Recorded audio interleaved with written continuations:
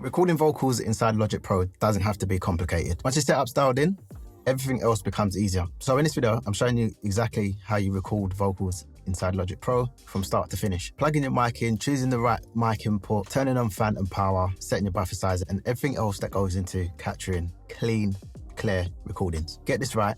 Not only will your vocals sound clean and professional, your engineer's gonna thank you. So this will give you the foundation for your music to sound a lot more professional and just give you a polished final track. Let's get into it. The first thing we want to talk about is plugging your mic into the interface. So I'm using the Apollo Twin, and I know for a lot of beginners, they like to use the Scarletts. Okay, so first of all, we want to get our microphone connected to our audio interface, and we do that by using an XLR cable. This is the female end, and you've also got the male end. So the male end is going to connect into your audio interface, and then the female end is going to go into your mic. And so we're just going to connect that, and we're good to go. So I'm just using a Aston Origin mic here, which is a condenser mic. You might have a mic similar, Audio Technica AT 2020 or a Rode NT1 or something like that. These are condenser mics. They need phantom power. So you need to turn on phantom power, which is 48 volts. But make sure you plug your mic in first, because you don't want to turn on the phantom power, then plug your mic in for it to explode.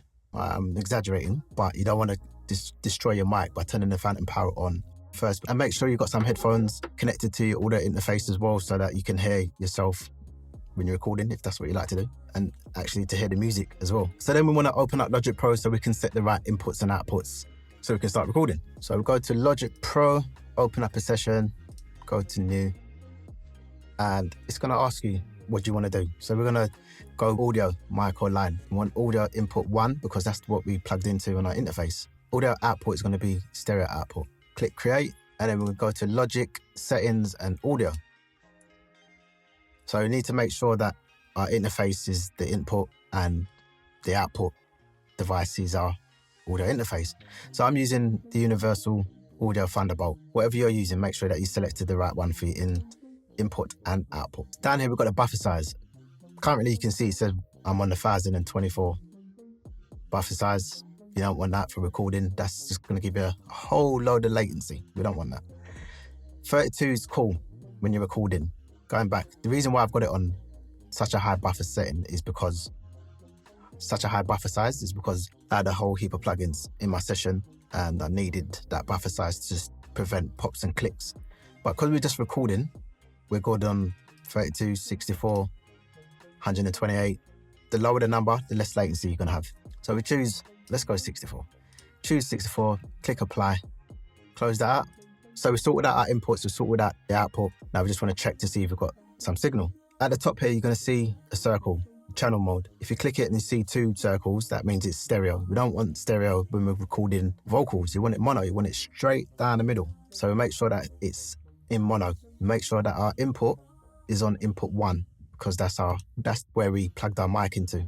Input 1. Now we wanted to check to see if we've got any signal. You can do that by turning on input monitoring, and you can see that we've got some signal. Testing, mic check. We can also turn on record. Now that channel is armed and ready for us to record. So ideally, when you're recording, you want your signal level to reach about -18 to about -9. Just find your sweet spot.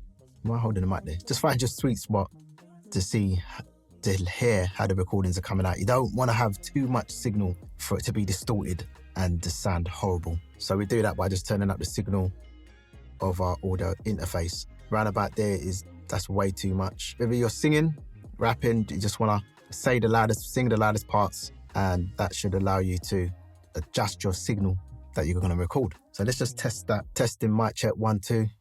Not a rapper, not a singer, just for recording purposes. So yeah, we've got our recording in. You can see the level looks a bit low. We can always go in and change the volume, the gain afterwards. For you to hear what you just recorded, turn off the input monitoring. 1, 2. Not a rapper, not a singer, just for recording purposes. There's our recording. It's quite a clean recording, but if you notice when I said purpose and I'm not a rapper, you can hear the P's, you can hear the plosives. So that's why I want to talk about your pop filter, which is going to reduce plosives and it's going to make your recordings even more cleaner. This is what I'm using normally. Got a nice little pop filter in here. That's going to stop the P's and the plosives. I've also got a reflection filter. That's going to help to reduce the sound of the room. I get so many recordings where I feel like the artist is in their bedroom or sometimes even in their kitchen and they've recorded right in the middle of that room that's got no acoustic treatment and nothing on the floor, no cushions, no curtains, and it's sound bouncing everywhere, and that's going to go into the microphone, and that's going to make the recording sound very amateur. There are tools for us to get around for recording sounding like that, but we don't want to do that. This is about recording vocals straight away from the source, clean and clear and crispy. So that's a reflection filter. You can easily pick them up from Amazon or any good retailer that sells music equipment. I've put together an Amazon list of equipment for you to check out: pop shields, reflection filters, interfaces, that sort of thing. So if you're stuck, go and check that out. Quickly going back to the recording vocals, anything between -12 to say -6 dB is fine. Like I said, just find your sweet spot. So ideally, when you're recording vocals, you're not going to be sitting down like I am. You're going to have a whole mic stand to put your mic on, and you'll be standing up when you're recording. I'm not saying you can't sit down and record, because it's possible. But what we need to focus on here is the distance from you and the mic. So when you're recording, you want to be at least 6 to 12 inches, they say. So how I like to do it is just use that as your guide. So if you're that far away from the mic, then you're good. The closer you are to the mic, it's gonna sound a lot more boomy. That's called the proximity effect. The further away you are, then it's not gonna sound good. You're gonna pick up all the room, and yeah, just find the right distance, do a couple of takes and listen to how that sounds. There are some stuff that we can do post-recording, but like I said, if your source is clean, then you won't have to do that much processing. Decent mics help as well. Decent interfaces help, but that's something that you pick up over time. So I'm just giving you some recording tips. If you're recording a beat that you've got off of YouTube, or I don't know, a beat that you've created, make sure that you set the correct BPM for when you record, because when you start to use delays and any spatial effects, you're gonna want that to be in time. So if you recorded vocals at 100 BPM but your beat's 140, then it's gonna mess up. It's gonna sound wrong when it comes to mixing. Also, set your locators. If you like to record in sections, set your locators. You can just loop the section.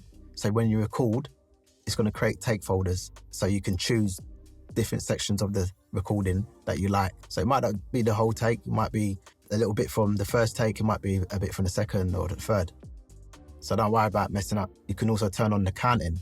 So it'll give you 1, 2, 3, 4, and then you can start recording. If for some reason you get a bit of stage fright when you record, I know I do when I'm playing in MIDI and recording, but if you feel a bit of stage fright, there's a cool feature in Logic Pro 11 where that's called flashback capture. So if you turn that on by going to customize your control bar, turn that on, you will see flashback capture, and it will bring up a new icon. So you could just play the beat, play the song, and you could be vibing, riffing, whatever you're doing, and you've forgot to hit record.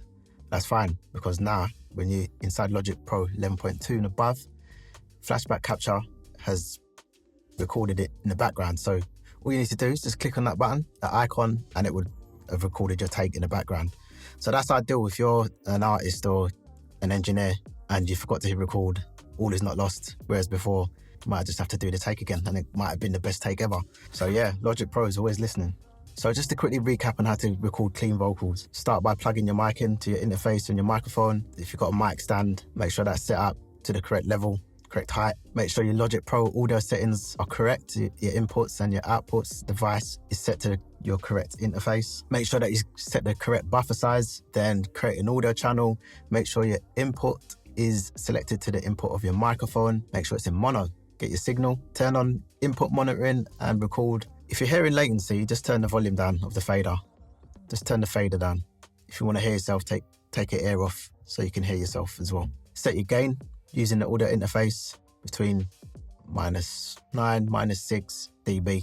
Just find the sweet spot that works for you. Make sure that you got the correct BPM for the session before you hit record. Make sure you got your pop shield and your reflection filter if you're using that. Make sure that's set up to remove plosives and room reflections. Make sure that you're the correct distance from the microphone. Now you're ready to record. Hit record. If you forgot to press record and you're using Logic Pro 11 upwards, then use flashback capture. And yeah, just do your thing. Get your best takes. So if this video has helped you at all, or it's confusing, just drop a comment below and I'll be happy to answer any questions you might have. Appreciate you for watching, and I'll see you in the next video.